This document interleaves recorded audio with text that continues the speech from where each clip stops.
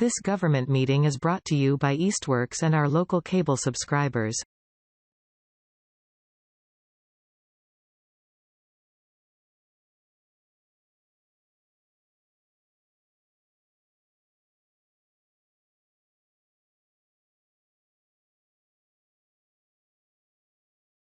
Good evening. This is the Rules and Government Relations Committee of the City Council on it's April.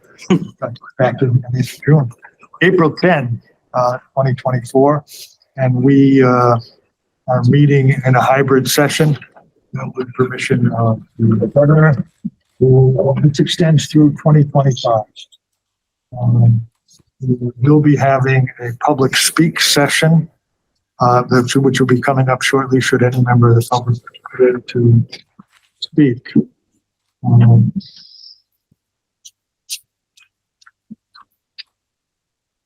With that, we'll open up the meeting. A motion to open up. So moved. Did I hear?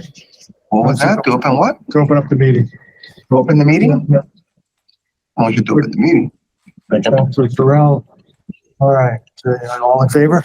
Aye. Aye. We last left off with ranked choice voting, and that's the subject we're going to be discussing this evening.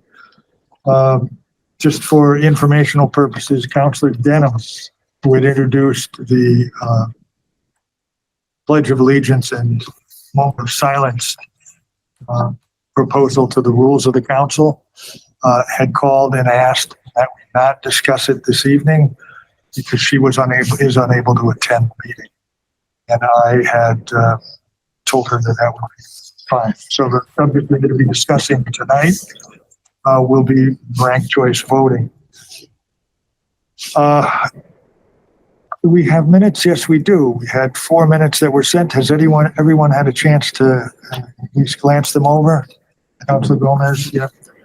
I would entertain a motion to approve the minutes from 2/14, 2/18, 2/28, 3/18, and 3/27. So moved. Second. Any discussion? All in favor? Aye. Aye. I say yes for 3 of them. I have to abstain for the 3/18. Abstain for the 3/18 because you were absent on that. That's correct. On that day. Approved. All right, we come down to ranked choice voting. I think the way we left it out, Dan, who's going to, our consultant, was going to, you don't mind if I call you that, was going to discuss the pros and cons of the subject. And as I last recall that being part of your memory of the last meeting. My memory of the last meeting was mostly that I was going to revise the draft with various options based on some of the things that were brought up at the last meeting. Okay. And so kind of that is a bit pros and cons, but of more specific cases. Yeah. I believe I had asked that we discuss the overall general effect of ranked choice voting. Oh yeah. As opposed to, I mean, how it all kind of really shakes out for the public. Yeah. And I had hoped, I don't know if you're prepared to go forward with that this evening. Yeah. Is it okay if I sit? Please do join us here. I can talk a little bit about that, and I'm sure Tom can also jump in, since both of us have experience talking about this stuff. The main benefit of multi-winner ranked choice voting is something called proportional representation. So under regular plurality voting, which is what we currently use in most cases,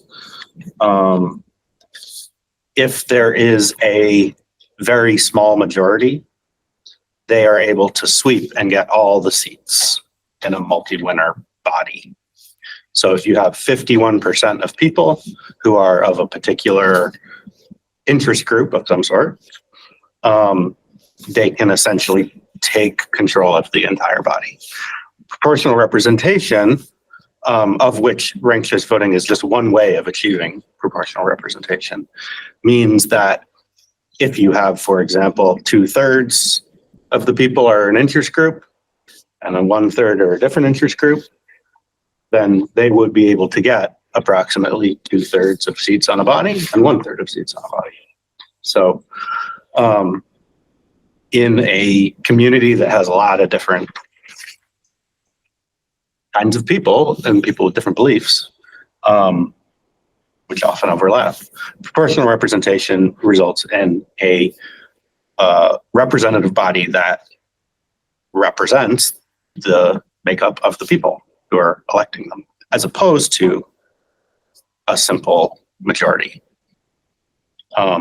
That is one of the main benefits of proportional representation as it applies to multi-winner ranked choice voting. Ranked choice voting more broadly, which we already use single winner, eliminates the possibility of spoiler candidates, or it greatly reduces the impact of a spoiler candidate.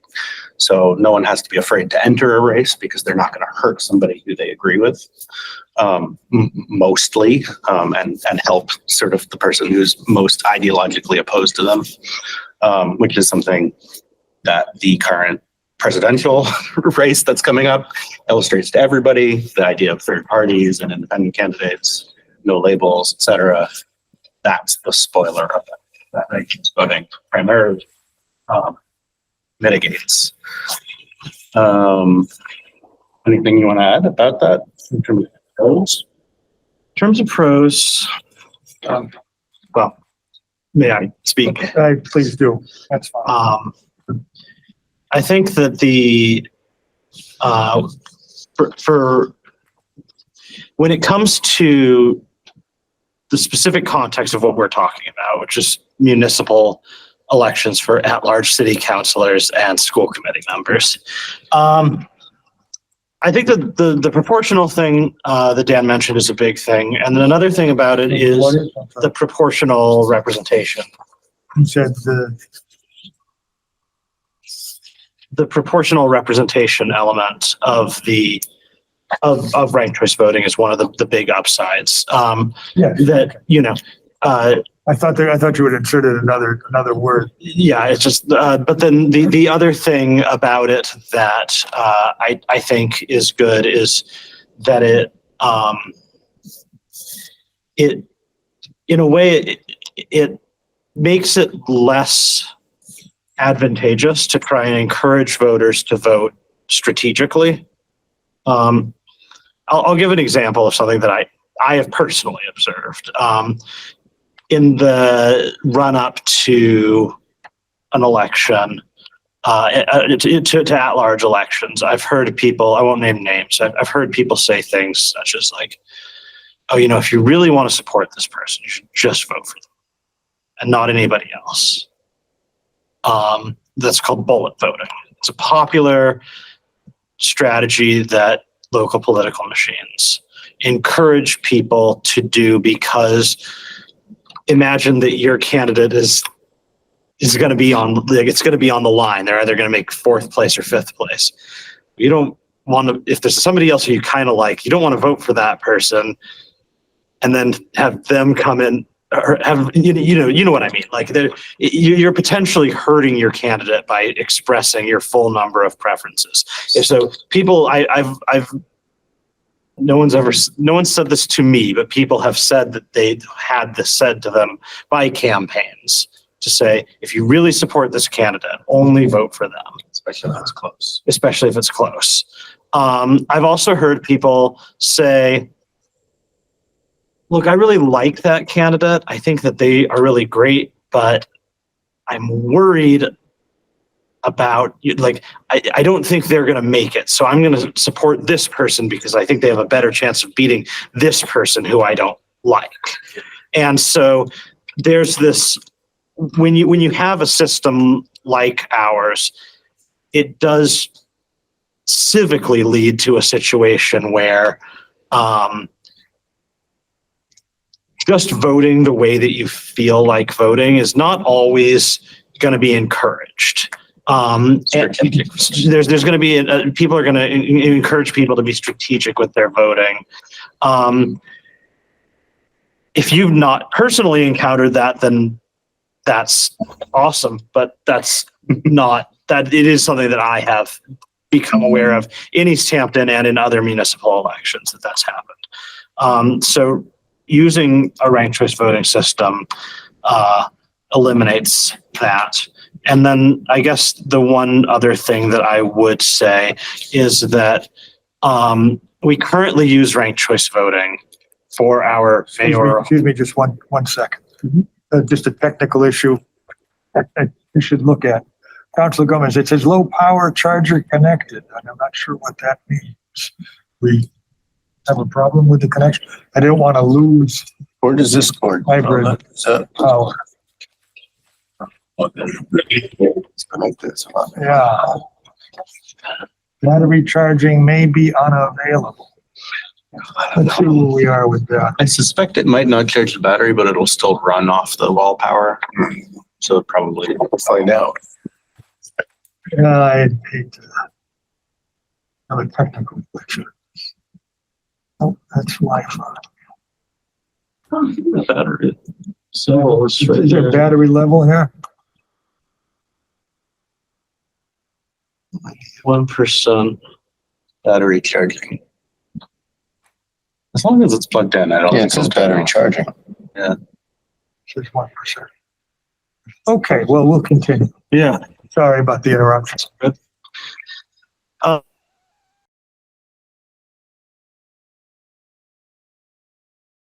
Well, looks like we've lost power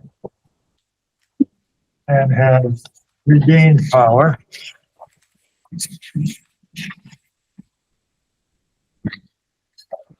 Through a means that is inexplicable.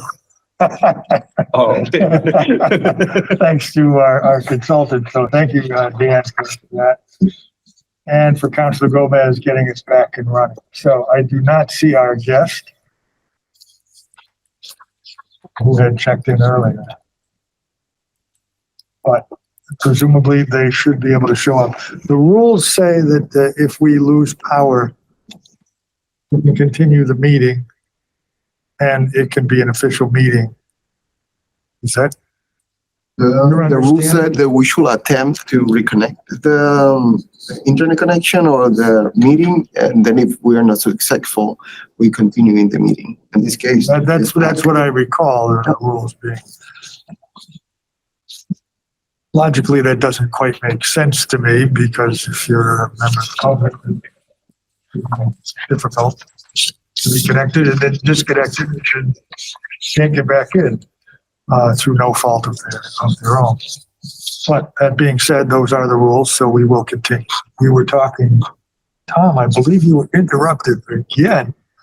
Yes. Well, okay. So Take us back. broadly, what I was saying is the proportional element of it, this makes sense. I do think that whether it's a political minority or a demographic minority or whatnot, there will potentially always be groups of voters in the city who don't have the ability to form a coalition that would necessarily sweep a slate in an at-large election, but that doesn't necessarily mean that their voices shouldn't be heard on a council. And as we become a more diverse city, I think that becomes a more pressing matter. But I also think that the voting system that we have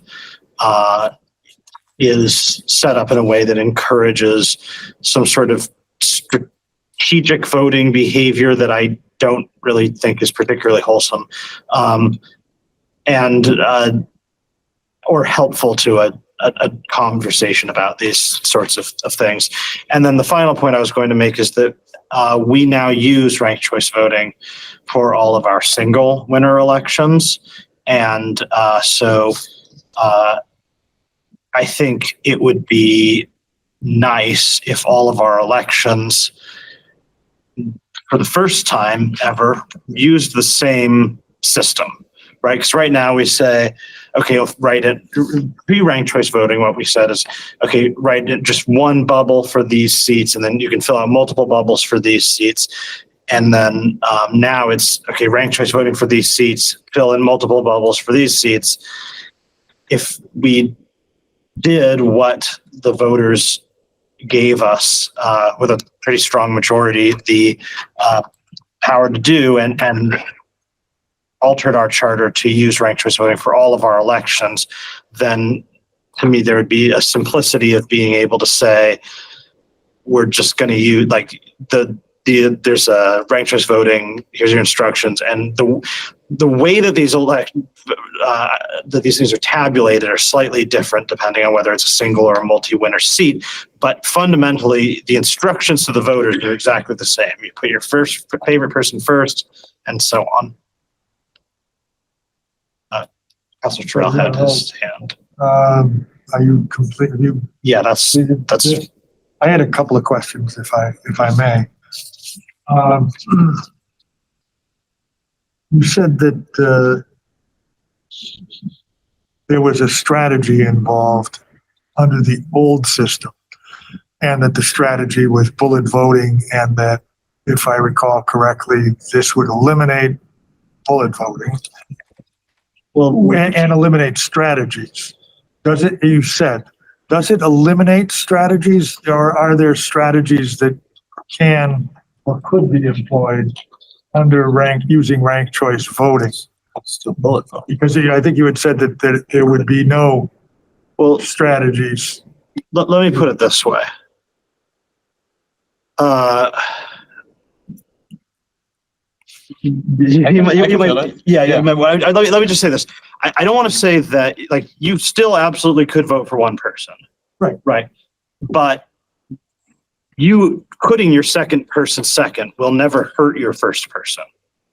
Whereas in our current system, putting a second candidate down could potentially lead to a scenario where that second candidate beats your favorite candidate. Right. So there's like an actual way in which it might not be a good idea. If you really want this one person in office, it might not be a good idea to vote for that second person. You in no way are harming your first person by putting the second person on. So that's the first point. And then I'm sorry. The question was, strategies would be eliminated. If you had perfect information about how everybody else was going to vote, you could still probably do strategy. Like, you could still probably find some ways to game it, but it's unbelievably hard. It's much less. Dave could probably describe it in a more technical way, but it's much more difficult to in a system like this to game the system, if you will. There is no perfect voting system. It mathematically does not exist. However, ranked choice voting leads to much less strategy, and in general rewards voters for voting their true preference, despite the ability of different candidates to actually win and their perceived ability to win. If you were to name one way of using strategies under ranked choice voting, if there were one or two things that came to mind, what would those be? I've been working on this for years, and I don't really know of any that are. You don't see any practical? No. Mm-mm. I could say that the way that I would campaign in a ranked choice election would be different as a candidate than necessarily the way that I would campaign in a non-ranked choice election. There is very little incentive for me in a ranked choice election to go nuclear on my opponents. If I'm in an election and there's a candidate that I'm worried could cut into the votes that I'm going to need to win, I'm not going to try and minimize that person. I'm going to try to demonstrate to that person's supporters that I'm a person that they should put second. Right. So in terms of those who's the way that I relate to voters, the way that I present myself in relation to other candidates, there's a famous story. Portland, Maine has been using this in their mayoral elections for a really long time. And the mayor of Portland would say that when he was out campaigning, he used to, if he saw somebody else's campaign sign on someone's lawn, he wouldn't knock on that door. He's like, well, that person's made up their mind.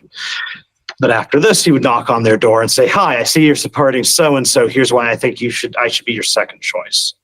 Right. So there are ways in which the new structure maybe makes you want to be a bit more civil, to spend less time drawing divisions with your opponents and more time trying to demonstrate common ground. And so in that sense, I guess it's there. But in terms of, I haven't,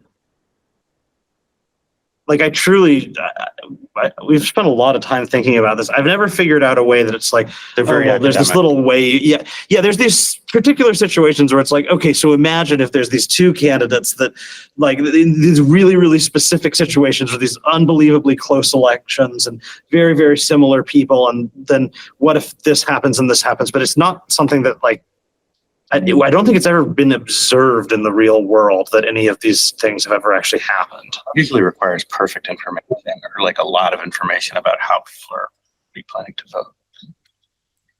Bear with me a second here.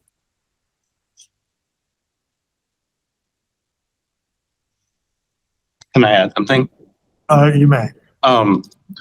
So I just want to make the distinction to the rest of the committee, the difference between campaign strategy and voter strategy, because I think you were very specifically asking about voters, like strategic voting on the part of the voter, which I mirror what Tom said, which is that it's one of the main benefits is that it vastly reduces to the point of it almost being zero, although I'm not going to go and say it's zero because there are these academic sort of edge cases, but on the whole, it greatly reduces strategic voting on the part of the voter.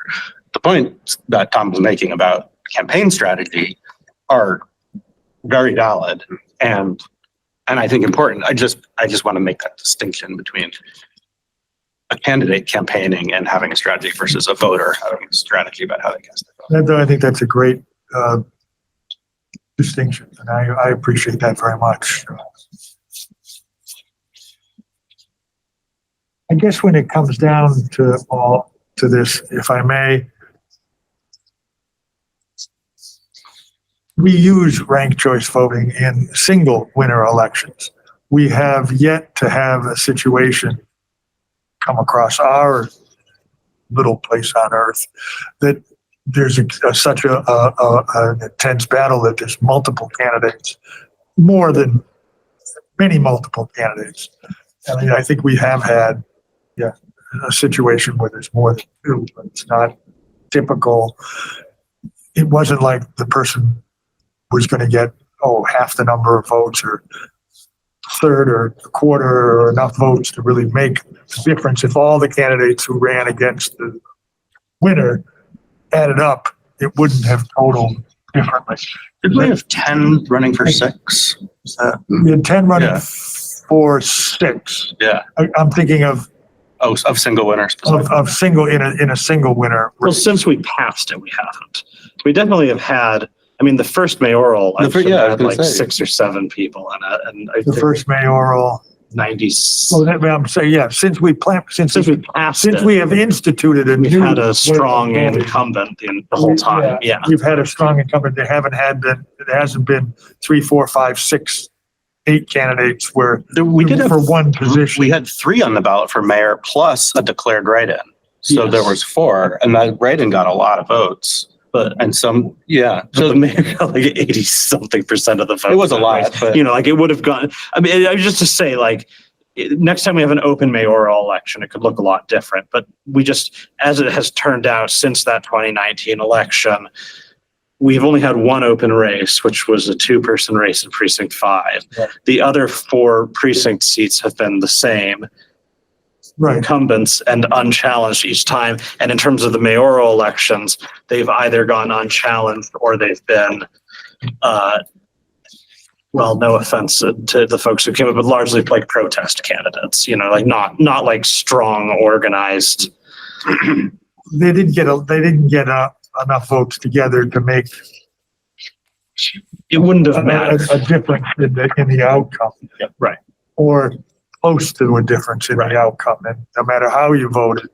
Now, You know, 25 could look a lot different. it could all look different. That's right. There could be multiple candidates. My point in mentioning that is that we haven't, I see that as not really having tested ranked choice voting in this city for, okay, folks had 5 choices for a single position, and we kind of got through that. Everybody really understands the ranked choice.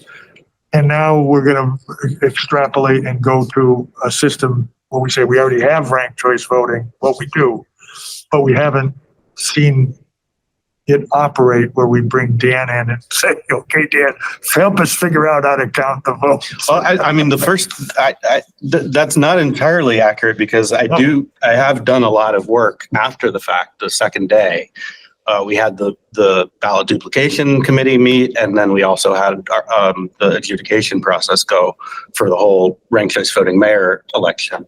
So we have taken it through all of that, because the write-in got a lot of votes. I mean, it was in the hundreds of votes. So all of that happened. It was open to the public. We had people come and observe. Right. And so I don't know. We have certainly exercised it. It hasn't gone to multiple rounds. Right. Now where it goes, I'm thinking where it goes to multiple rounds, and folks, the general public who voted has a chance to really observe and understand what the calculations were. Mm-hmm. That doesn't mean I'm not in favor of going to the ranked choice voting. It's just I wanted an important point I thought was worth considering. Sorry. Please continue. I have other questions, but I'd love to hear from you, Jason. I just have a couple of questions. Councilor Terrell. One's more of a history question. How and why did ranked choice voting get instituted for some races but not other races? That's a good question. And why didn't it just get Sure. one shot? So, Councilor Gomez was on the committee with me, so he might have a different perspective on it. But I think broadly, I would say that when we were in the charter review committee, and we were discussing this as a possibility, we came up on a timeline where we had to make a decision about whether or not we were sending something to the legislature. And there was broad agreement that we should do this for the single winner races. There was some questions about whether or not this would be practical or easy to do to implement, given that from when you do multi-winner, just the math behind the scenes is slightly more complicated. Okay. And so there were some questions about, could we do this? Now, when we purchased our software that allowed us to run the single winner elections, we verified in the ranked choice voting, the ad hoc committee that we set up to work on the ordinance around that. We verified that we are now 100% set up to implement it with no additional cost, but we didn't have a perfect understanding of that at the time. Okay. And so I think I personally pushed for it to be implemented just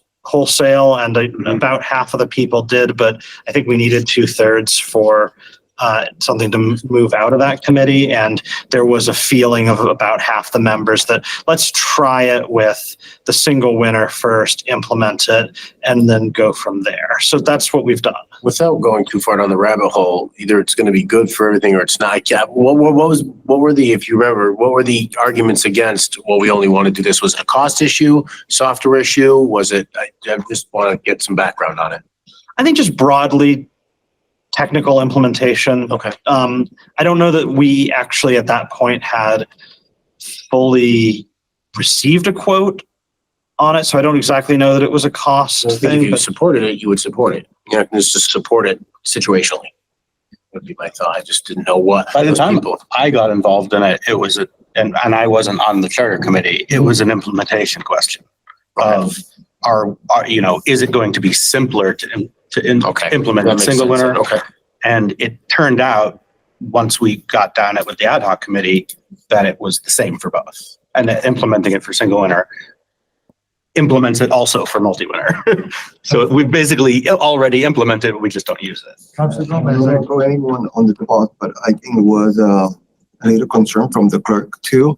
By then, if something happened with the machines and they have to do it by hand, how tedious could be and all of that, because we'll be multiple members, not just one winner. And in particular race, it will be in by counselors, different counselors, or 6 the school committee. And I think that was let's try it first with the simple ones, and then if it works, definitely it's working. Let's do it for the other races. So basically, Okay. And it is harder to hand count a multi-winner race, but not impossible by any means. Just time consuming, I would think. There are countries that Somewhat. do it. There are. Ireland famously does it, and it's all done without software. And I also, I mean, I've done this enough that I would be confident in my ability to put a team together to do a count without software, even with multi-winner. It just requires some organization and procedures and checklists. Yeah. do we have those procedures in place? Is it simple to put together? Is there a formula or a book? I'm asking Dan because So it gives me pause to think that if you're not available for some reason, that we have a hand count procedure system that's in place. ultimately falls on one of our contractors, LHS, to administer some of that stuff as far as the machines go and the software Right, goes. that's the machine. So they would be sort of the first line of defense. Right. The second line of defense would be the clerk's office, in terms of if suddenly electronics are not possible to be used or software is not possible to be used. All we have are the ballots. We can't do any sort of computerized tabulation. One of the greatest guides to how to do it is right on this page. I know it's pretty short, but it does give you more or less all of the information necessary in order to do that count. I'm not saying that you pull a person off the street, they read this one page, they can organize a group of people to do the count. But this does represent the option 1A, not the option 1B. More or less everything you need to know in order to do it. There are also many, many resources out there on the internet, the Rankin Federal Resource Center, other cities and towns that have implemented this, some of which are in the state. But even if none of those were available, this is kind of the Bible for it. This is the Bible book. There isn't like a Bible somewhere. It could be put together. Yeah, I'll let you. Sure. When we did the first for the single winner, what we did is, as I'm sure the two of you remember, we convened a special ad hoc committee of the city council to write an ordinance specifically governing the municipal procedures for how the election would be administered. If we send this to the legislature and they accept it, then I would expect that we would do the same and that we would write, regardless of, there's a question we had with Barb last time about, do we want a very detailed charter amendment or a somewhat succinct charter amendment? I am pretty agnostic about that, to be honest. It really is, that's for the lawyers to figure out. I don't really care either way. Whatever the lawyers say we should do is what I think we should do. But what I do think is that regardless of whether we have a very detailed or a very simple charter amendment, we would, in our ordinances, codify exactly, and this is what we like. If you look at our ordinance, it's quite thorough, and it specifically says, here's what we do. Here's what you do if you get a ton of write-ins. Here's the specific procedures for doing all of that. And so we would have hey, if we lose all power for a week and we need to call this election, and LHS can't just truck in a different machine, and we can't use a generator. Like, I don't actually understand the scenario that we're talking about here. Just to be perfectly clear, like, I don't actually understand what situation where our machines break and we can't replace them. And we can't rescan ballots either. Right. Yeah. So it's like, we're talking about a weird edge case that's hard to even imagine, but say that were to happen, we were forced to do a hand count, or say that there was a close race and someone sued and demanded a hand count or something like that. It is completely possible. It would take a few hours and it would be a tedious pain in the neck, but a team of people could absolutely do it. And people all around the world do it every year. It's already a tedious pain in the neck at the end of the night when we have to do write-ins and hand count ballots. So. Then that's for a single winner. Oh, I mean, just elections in general, whether we're using ranked choice voting or not. Like, what I'm trying to imagine is if you could think up the worst case. worst case scenario, you get, I don't know, 12 candidates for 4 positions or 6 positions, and I think we take all our election workers, we get them all organized. we break them up into teams. I'm going to be totally honest with you. This is not a scenario that keeps me up at night. I actually think it would be kind of fun, but I'm a weirdo. Thank you for your opinion on this subject. My concern is that the clerk feel confident, feel good, feel that the procedures are in place, and that we're ready to move forward. I like the idea of everything being in the ordinance, and I can see that being the Bible. And if it's thought through and it's all there, okay, good. Everybody understands the rules and how this will all be counted. So that gives me comfort. I wonder why the clerk is still, maybe because the clerk has to actually orchestrate this. It's her responsibility, and the city has done it a certain way for decades. And then that may be part of the resistance, is that if the resistance is really because of inertia and history, and this is the way it's always been, okay. And if the resistance is practical problems, that would concern me. I'm in support of this, but I just have a question as devil's advocate. Why not? What's in either one of your opinions, knowing your knowledge on the situation, give me a good argument against it, if there is one. Great question. I'll try. Okay, shoot. Okay, so first of all, you're going to need to do some voter education. That's a pain in the neck. Mm-hmm. Right? And you're not going to reach everyone. So there's going to be some people who show up on election day. They don't know what's going on. Mm-hmm. You have to explain it to them, So there's an inconvenience factor. No one's denying that. And I guess, this, I want to make this clear. I'm very devil's advocate in here right now in a way that probably is not even necessarily wise for me as a politician to do.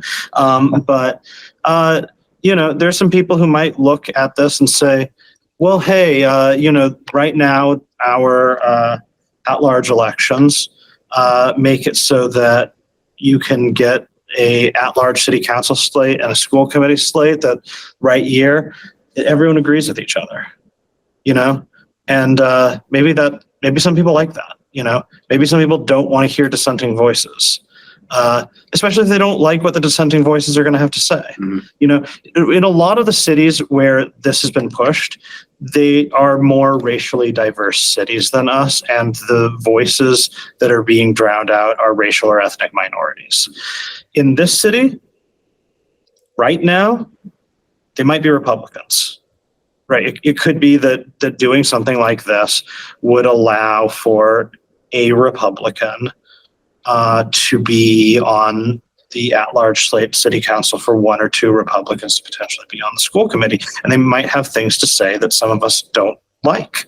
That might not be how it shakes out because, it always just depends on who steps up and who's good at communicating to the voters. I'm not saying if we do this, it's going to guarantee blah, blah, blah. But I am saying, like, if you were sitting here and you say, I think my job in this office is to gatekeep this office and to make sure that people who don't think the way that I think have a seat at this table, then this undermines that. I think that it undermines it in a way that is probably good and will probably lead to more robust conversations. And as we become a more diverse city, which is, I mean, look at our schools. Like, we are going to be a much more diverse place in a certain number of years, and it's going to then mean that we are set up to do that in a way that doesn't disenfranchise those people. But yes, it does potentially mean, as someone who's quite progressive, that there's a real chance that this could put one or two people on the council who think things that I really disagree with. And which goes back to the proportional representation you mentioned earlier. I think that's good. I actually think, in a lot of ways, I think it's good for us to have dissenting voices on bodies like this. And I think that it's good to have people coming from different communities within the city who are able to hear, like, who are just, I just, like, there are people who I'm close with just socially. And so those people feel very comfortable reaching out to me, and some other people might not, because maybe I'm their city councilor, but they don't really know me. I don't personally know all 5,000 or so of my constituents, so I'm just saying, like, there's, you could be, especially with, like, how crazy, elections can get right now. You could be like, I don't want to be representative. I want to take a body that takes that is the whatever the majority of voters want. I want that to be given a complete hegemony over local politics. And I don't personally agree with that, but if that was your take, then this is a bad proposal. Like, this will undermine that. I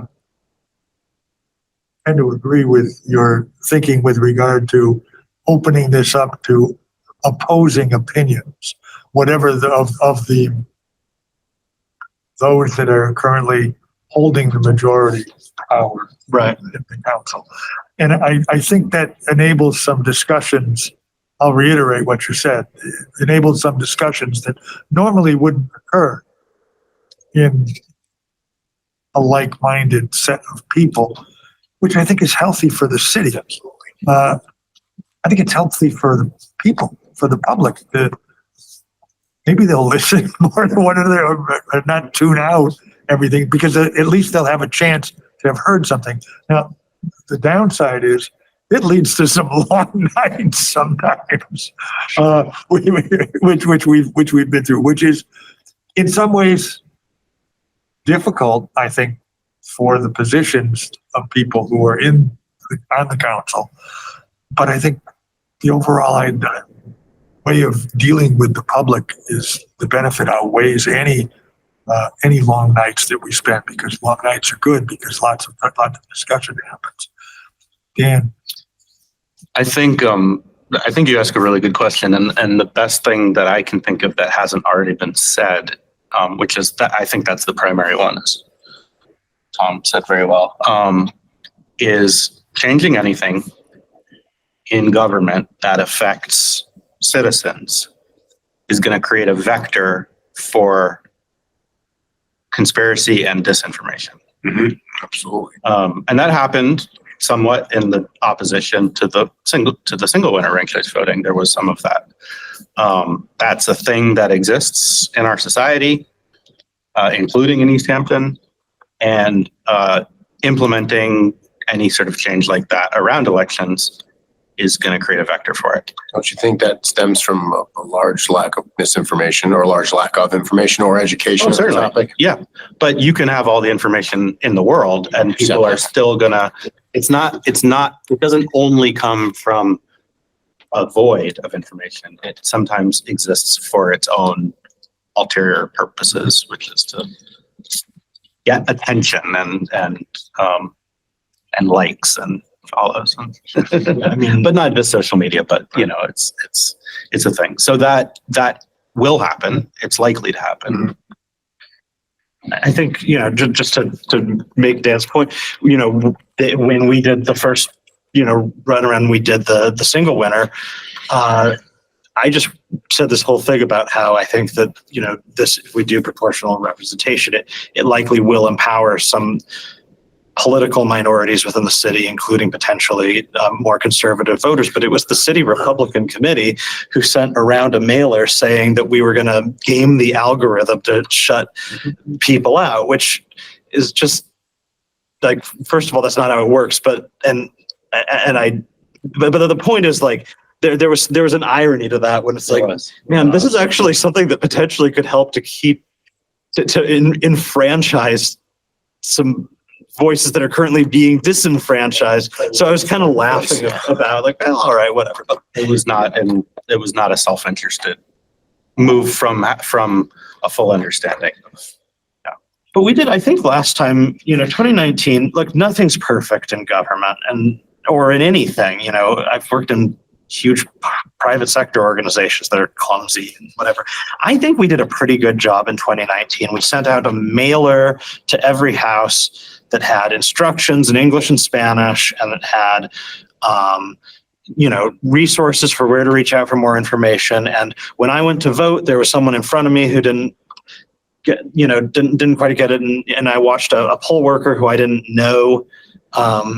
So it wasn't somebody that I've discussed about this at all, just perfectly explain, okay, so here's how you do it. And the person says, oh, well, here's what I want to do. And okay, so then, yeah, so it was like, I just thought the whole thing was very smooth.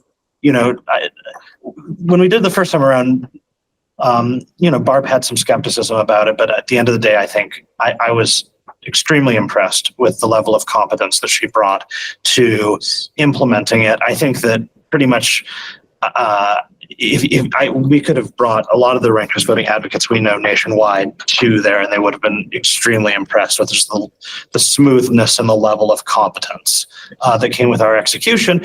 And so ultimately, it left me being like, all right, well, then let's just do it for everything then, because I know we can do this. Like, I can't prove that, but like, I've seen it happen once. It went really well, in my opinion. So I was like, well, I have complete faith that we can pull this off. In terms of, just to play devil's advocate. Once again.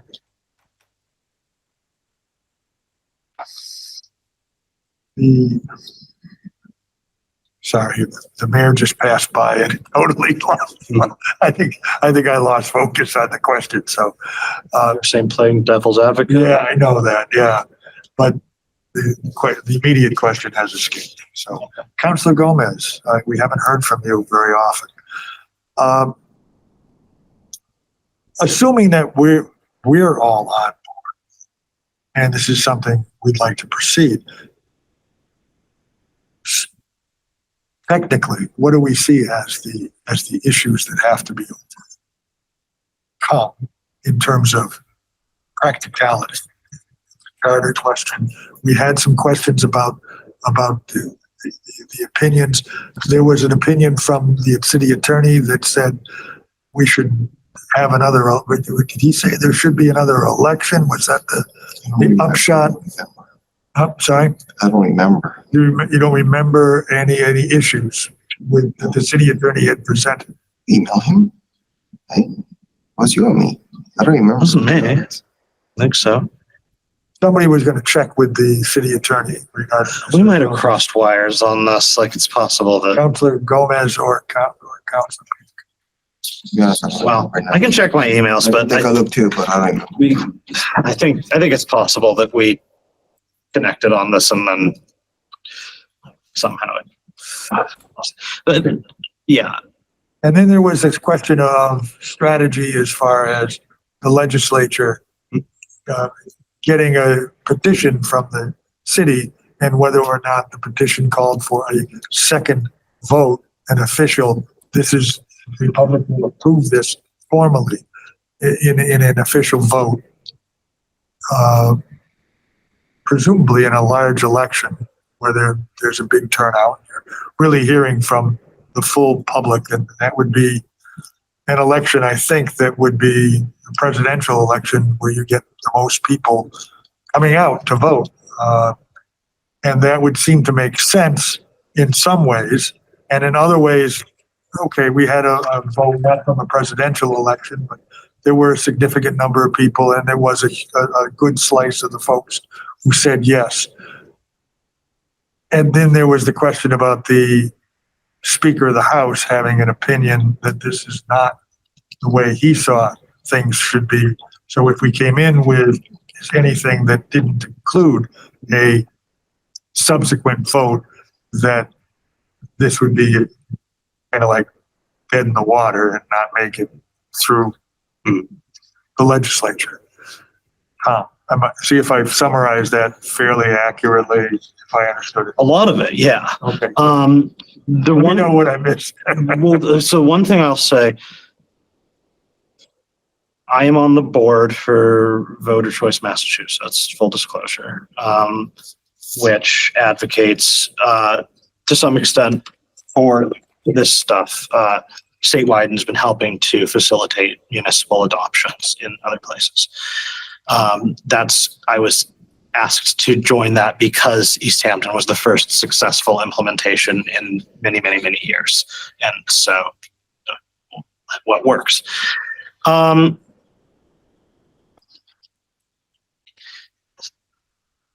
There has been some changes in the State House since the last time we sent them a ranked choice voting petition. There is a thought that there's been so many of these petitions sent to, well, I don't want to get too into the weeds here because we could be here all night. Yeah. Initially, when ours was sent to the Committee on Municipalities, where it passed reasonably quickly, a few months. Since then, they've all gone to the Committee on Election Laws, which has never voted against any of them. It just has not taken any action on them. So they just sit there, and then the session ends, and then a new session comes in, and they sit there, and it's been like this for quite some time. There's a thought that the leadership of municipalities was more friendly to this idea that the new leadership of election laws. There is a rumor that there are going to be some petitions moving out of election laws this session. They're probably not going to do all of them for reasons that are confusing to me. The sense that I did get is that they have a strong preference for those petitions that have some sort of plebiscite behind them. And we do. Right? Like our voters voted on it. Yes, it was there was no mayoral election. It was kind of an off-year election. But we were all elected in that same election. So this has every bit as much validity as our holding offices. Any of us, none of us say, well, it was kind of a slow year, so I don't really think I'll even take office because not everyone showed up to vote. Like we put a question out. The people who showed up voted overwhelmingly to support it. My idea about this, and I don't claim to be an expert lobbyist on this stuff, so people might see it differently. My idea would be that the best way to do it would be to send this forward saying, we put this before the voters. The voters overwhelmingly approved it. We are asking you to amend our charter to reflect that. And if the legislature says, no, you have to have a second election, well, then we have a second election. But I don't want, I feel not great about entering into that conversation saying, we are going to have a second election, so we're going to do this again in 2025 and then send it, and then maybe we'll be ready to actually implement this system in 2027. You call me impatient. I just Well, it works already. It's been implemented and it's been implemented. Supported. And yes. Won't reinvent the wheel or waste time. Yeah. To me, it just look, we already have everything set up to do this. We have already bought all the equipment because you approved our ability to do this. So like that